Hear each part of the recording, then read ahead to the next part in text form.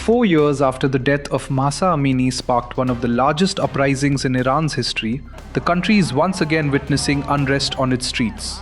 This time, the scale may be smaller, but the anger is raw, widespread, and deeply unsettling for the Iranian leadership. On Thursday, clashes broke out between protesters and security forces across multiple Iranian cities, leaving at least 7 people dead.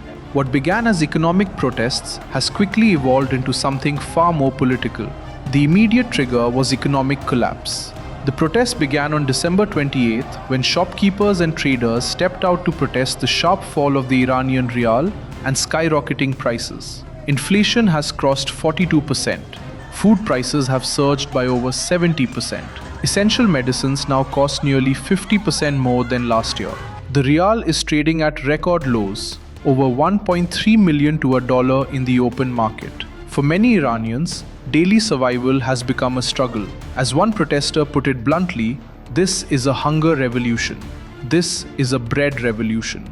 But the slogans on the streets reveal a deeper anger. Chants of woman, life, freedom, and death to the dictator have echoed once again. Slogans that go far beyond economic demands. Protesters are not just blaming prices or policies, but the system itself.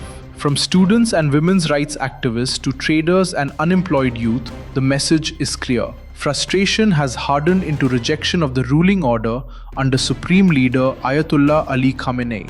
As protests spread, so did violence. Government buildings, banks, and police stations were attacked in several towns. Cars were set ablaze. Security forces responded with tear gas and force. 30 arrests have already been confirmed, and warnings of decisive action have been issued by prosecutors. A viral video from Tehran showing a lone man standing unflinching before riot police quickly became a symbol of defiance, drawing comparisons to China's Tiananmen Square. The state's response suggests nervousness. Unlike past uprisings, authorities appear determined to crush dissent early. President Masoud Pezeshkian, who came to power promising reform, has acknowledged the protests and spoken of dialogue. A new central bank governor has been appointed in an attempt to stabilize the economy. But real power still rests with the clerical establishment, and critics argue that cosmetic changes cannot fix systemic failures. Years of sanctions, mismanagement, political repression, and broken promises have eroded public trust. For many Iranians, elections and reformist politics now feel meaningless. The big question now is whether this uprising can grow. Experts say the regime faces a real threat only if protests spread to oil workers or if security forces begin refusing orders. For now, that hasn't happened, but the anger is unmistakable. Iran is also dealing with water shortages, regional military pressure, and the lingering shock of last year's conflict with Israel.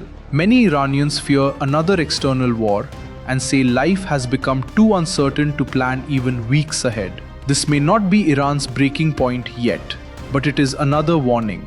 A warning that beneath the surface, the pressure is building. And the question is no longer why Iranians are protesting, but how long the system can contain it.